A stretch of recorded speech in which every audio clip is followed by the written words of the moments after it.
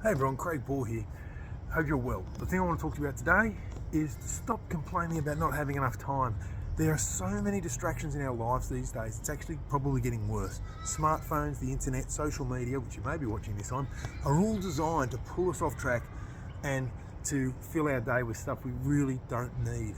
We often find yourself complaining or feeling there's not enough time. It's because you're being pulled in all these different directions.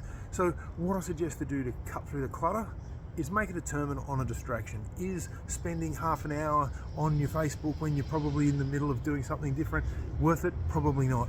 Can you come back to these things later? Can you schedule time for them? Start with a to-do list.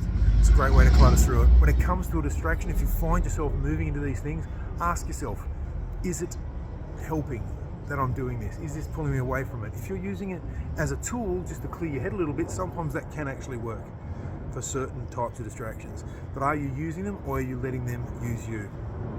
Next ask, does it logically follow that because I'm feeling stressed I need to do this bit of social media, or do I need to get focused on this, or flick through Facebook for the next half hour, or Instagram, or any of these, or TikTok, or surf those things?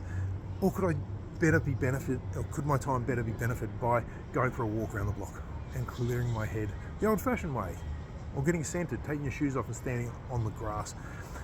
Have I set myself a to-do list for today? Am I trying to stick to that, or am I looking and working through that and making an appreciation of time based on what I need to do? Is it true that I'm going to miss out on all of the great things, whether or not people like something that I post or not? No, my life's not going to be over different, or probably any better or worse. So you probably can do without it. And lastly, is it helping? Like I said, is it helping to follow and allow these distractions to drag you in other directions that you simply do not need to know?